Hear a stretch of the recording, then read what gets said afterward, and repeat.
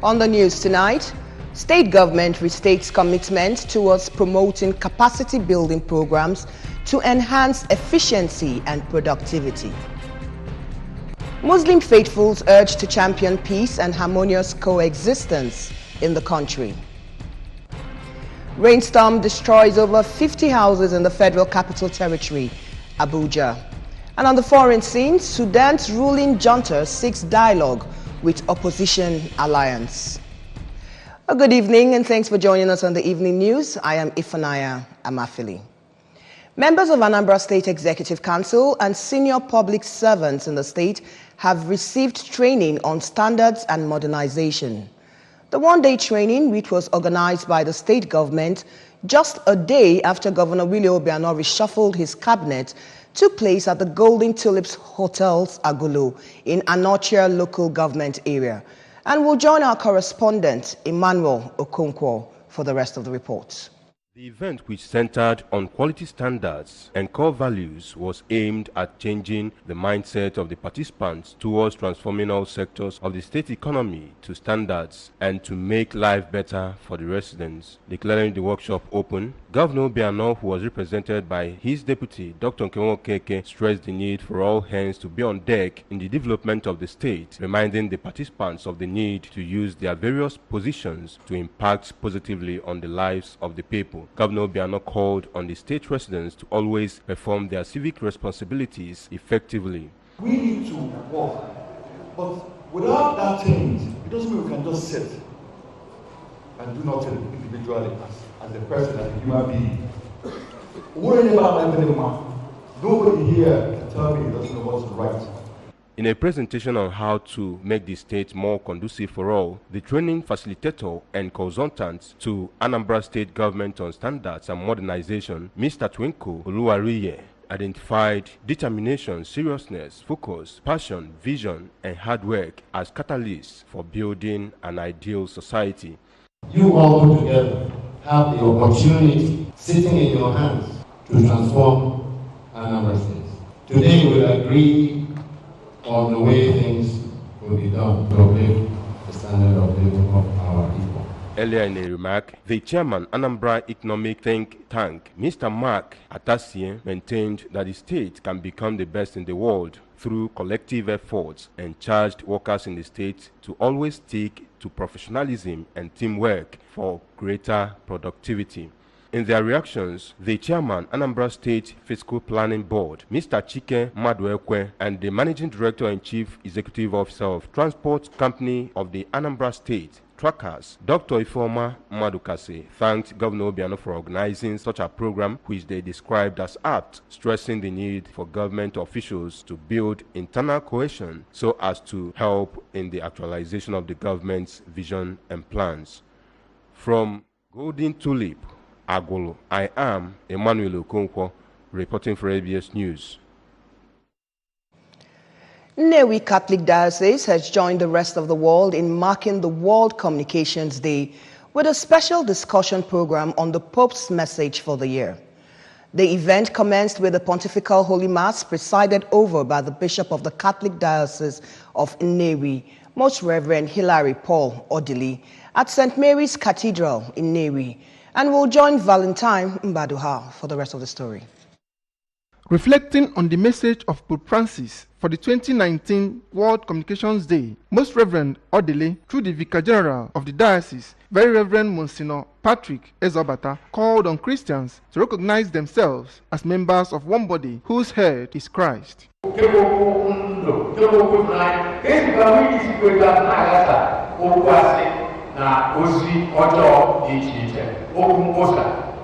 The Commissioner for Information and Public Enlightenment, Mr. Sidon Adinoba, while delivering a keynote address, underscored the absence of gatekeepers in the social media as what result to its abuse. Mr. Adinoba noted that the advent of internet is a blessing to humanity through its numerous advantages, including making the world a global village, and appealed to the users to help in achieving the purpose of its invention. I'm a great believer in press freedom and in public access to information as a right, as a fundamental right.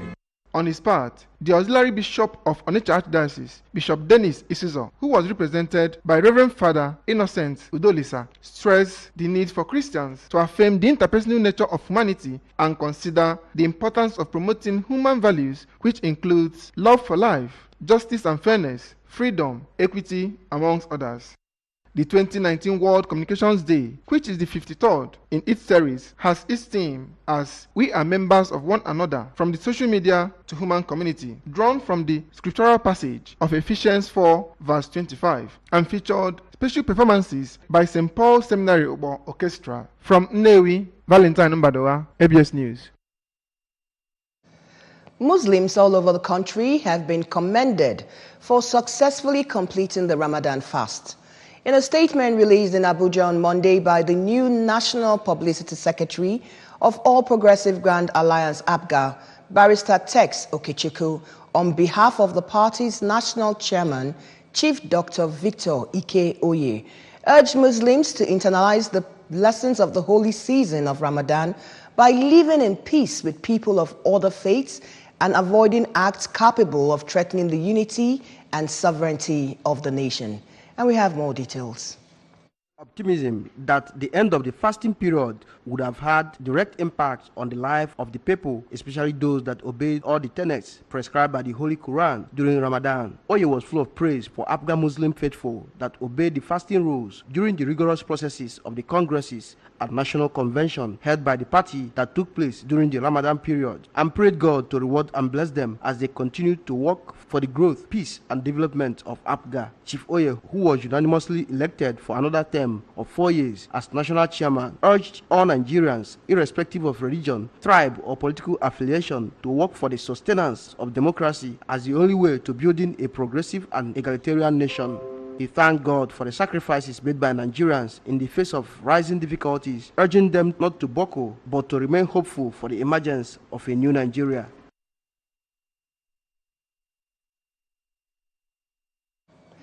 On the heels of the 29 days of Ramadan fast by Muslims come the Eid al-Fitr, which means breaking the fast in Arabic.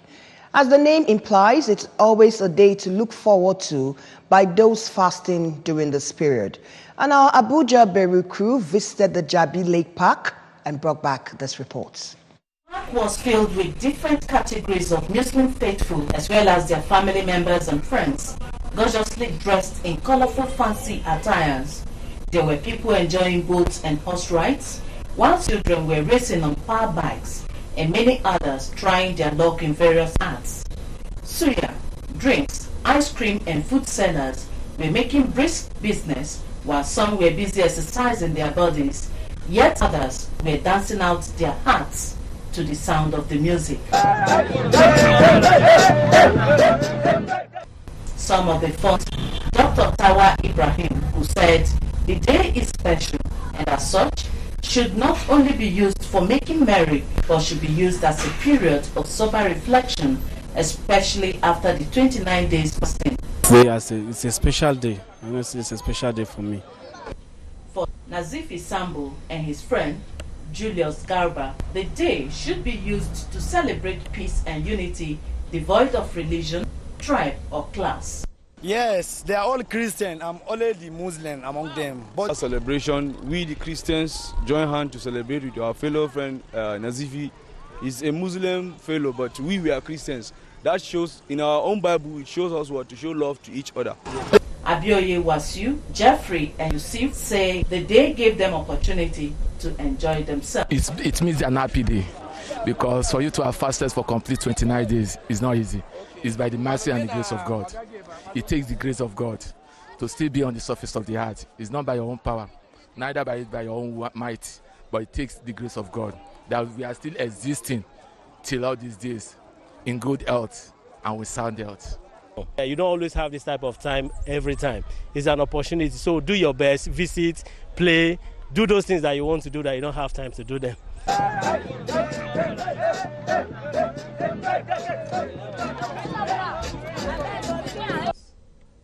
In Abuja, Ekwi Ajide, ABS News.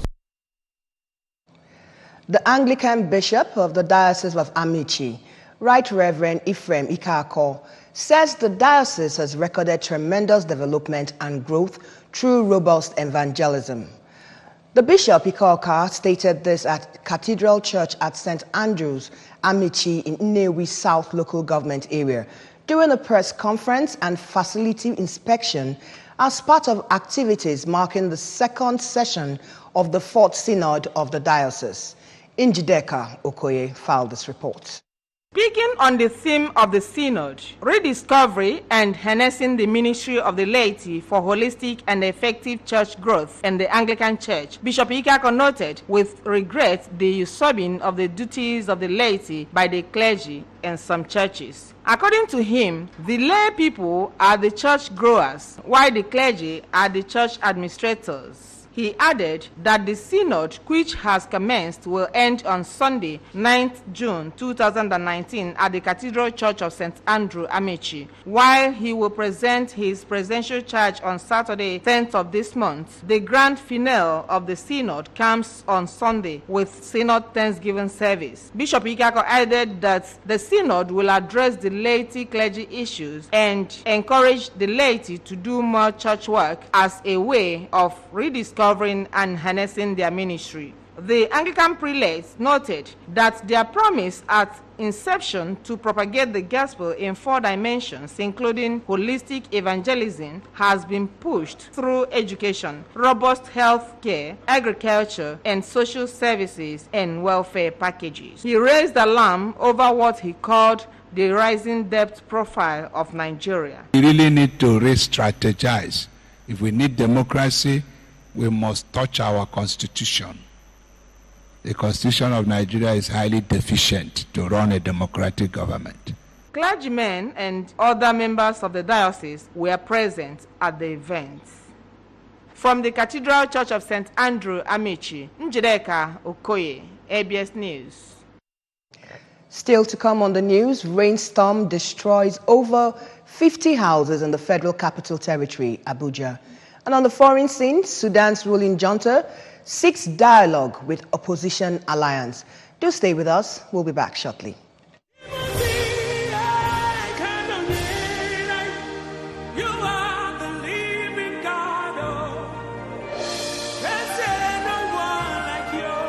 The Great Omawulu for Christ Crusade presents Omawulu Divine Project 2019. Theme, Total Reparation with Reverend Dr. Mobai. This night there shall be a reconciliation between your bones and your nerves and your muscles. Featuring salvation, healing, deliverance, divine breakthrough, breaking of curses, and many others. Date, Friday 7th June to Sunday 9th June 2019. Venue, Eba Abuja, beside Union Secondary School Field, Omawulu. Time, 4 p.m. daily. Ministering, Reverend Gospower Naso. Guest artist, Evangelist Samuel Anya. Host and convener, His Royal Majesty, Igwe Dr. Joel Mada Dichie Egwong Ezudo II of Omawulu. There will be free transportation to all locations. Come and be blessed. Announcers, Evangelist Chris Okeke JP, Crusade Coordinator, and Pastor Azubike Dinkala, Chairman, Planning Committee.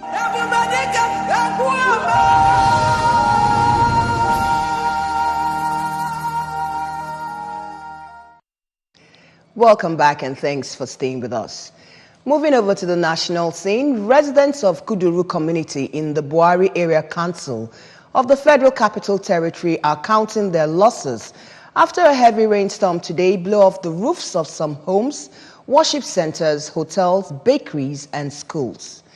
Electric poles, fences, and other infrastructure were not spared as some of them were uprooted, while many of the buildings around the area caved in due to the impact of the storm which accompanied the rain.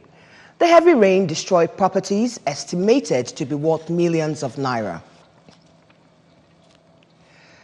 Despite warning by the federal government to importers to desist from bringing in stockfish, also known as okuruku, through the land borders, defiant importers have defied this directive and gone ahead to import stockfish through the nation's busiest border in Seme.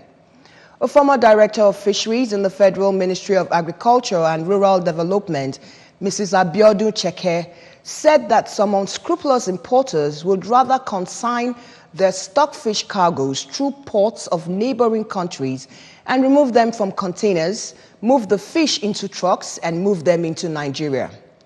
Chekwe, who is now a fishery consultant, disclosed that the Nigerian Customs Service, NCS, in Seme-Border Command, has been directed to seize any truck carrying stockfish from neighboring countries, adding that the government is serious about monitoring the importation of stockfish so as to ensure that only quality fish products are brought into the country.